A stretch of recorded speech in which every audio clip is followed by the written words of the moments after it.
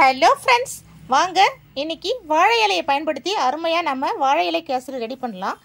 இந்த வாழை இலை அருமையான மருத்துவ குணங்கள் நிறைஞ்சதுங்க. இந்த வாழை இலையை மாதத்தில் ஒரு 2 தடவையாவது நம்ம உணவில் சேர்த்துக்கிறப்போ நம்மோட ரத்தத்தை சுத்தப்படுத்துறதுக்கும் கிட்னி சுத்தப்படுத்துறதுக்கும் இது ஒரு வகையில் உதவி செய்யுது. அது மட்டும் இல்லாத நம்ம வயிற்றுப்புண் சரி செய்கிறதுக்கும் இது உதவுது. நம்மோட இம்யூனிட்டி பவரை பூஸ்ட் பண்ணுறதுக்கும் இது உதவுதுங்க. இந்த வாழை இலையை கண்டிப்பாக வாரத்தில் ஒரு தடவையோ இல்லை மாதத்தில் ஒரு 2 தடவையாவது நம்ம உணவில் அரைச்சி ஜூஸ் எடுத்து சேர்த்துக்கலாம். இப்போ வாங்க இதை பயன்படுத்தி நம்ம கேசரி செய்ய ஆரம்பிக்கலாம். அதுக்கு இந்த வாழை இலையில் நடுவில் உள்ள இந்த தண்டு பகுதியை ரிமூவ் பண்ணிவிட்டு நல்லா கழுவிட்டு இதை பொடியாக நறுக்கி மிக்ஸி ஜாரில் சேர்த்துக்கலாம். பாருங்கள், பொடியாக நறுக்கி மிக்ஸி ஜாரில் சேர்த்து எடுத்துக்கிட்டேன். இதோட நம்ம ஐஸ் கியூப் சேர்த்து அரைச்சிக்கலாம். இந்த ஐஸ் கியூப் ஏன் சேர்க்குறேன்னா இதோட பசுமை நிறம் மாறாமல் இருக்கும். அதே மாதிரி இந்த சக்கையெல்லாம் தனியாக பிரிஞ்சு வரும்.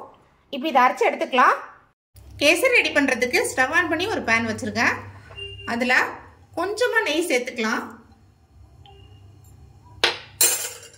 இதோட நாம் எடுத்து வச்ச வாழைக்காய் சாறு சேர்த்துக்கலாம். வாழை இலை சாறு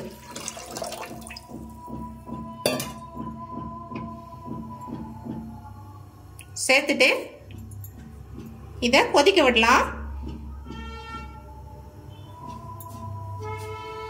இது கொதிக்கிறதுக்குள்ளே நம்ம இன்னொரு பக்கம் முந்திரி திராட்சையை வறுத்துக்கலாம்.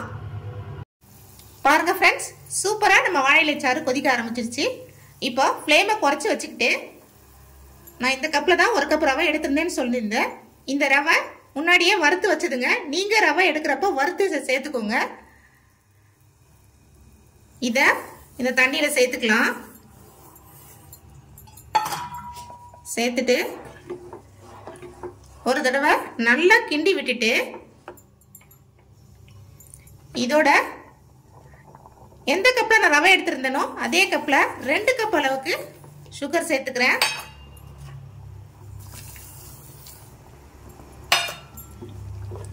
இதுக்கு இனிப்பு கொஞ்சம் தூக்கலா இருந்தா தாங்க நல்லா இருக்கும்.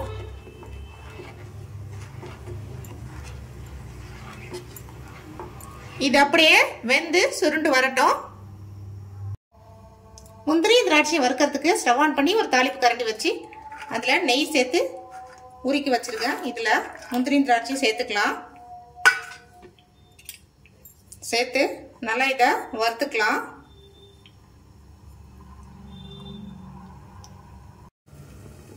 ரெடி ஆயிடுச்சான்னு ஓப்பன் பண்ணி பார்க்கலாம் ஃப்ரெண்ட்ஸ்.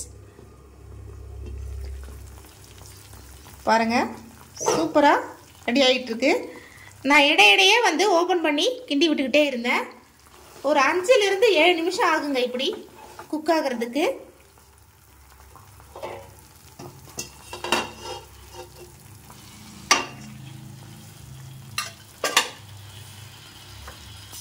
இதோட ஒரு 5 ஏலக்காய் சக்கரை சேர்த்து பொடி பண்ணி வச்சிருக்கேன். இதை சேர்த்துக்கலாம். இந்த இனிப்பு சுவையை கூடுதலாக்க 1 சிட்டிகை அளவுக்கு உப்பு சேர்த்துக்கலாம். சேர்த்து கிண்டிக்கலாம். இங்க பாருங்க ஃப்ரெண்ட்ஸ், சூப்பரா ரெடி ஆயிடுச்சு நம்ம வாழை இலை கேசரி.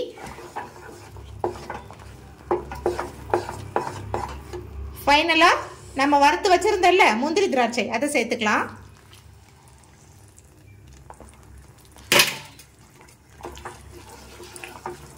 சேர்த்துட்டு அப்படியே லைட்டாக கிண்டி விட்டுக்கலாம். இங்கே பாருங்கள் ஃப்ரெண்ட்ஸ், எப்படி சுழண்டு வருது. சூப்பராக நம்ம வாழை இலை கேசரி ரெடி ஆயிடுச்சு. கொஞ்சம் ஆறட்டோன்னு சர்வ் பண்ணிட்டு உங்களுக்கு காமிக்கிறேன். பாருங்க எப்படி நிறம் மாறாம சூப்பராக வந்திருக்கு. பாருங்க ஃப்ரெண்ட்ஸ், சூப்பராக கமகமான நெய் வாசத்தோட நம்ம வாழை இலை கேசரி ரெடி ஆயிடுச்சு. வித்தியாசமான ஒரு ரெசிபிங்க இது. ஒரு தடவை ட்ரை பண்ணி பாருங்க, ரொம்ப பிடிக்கும் இந்த ரெசிபி.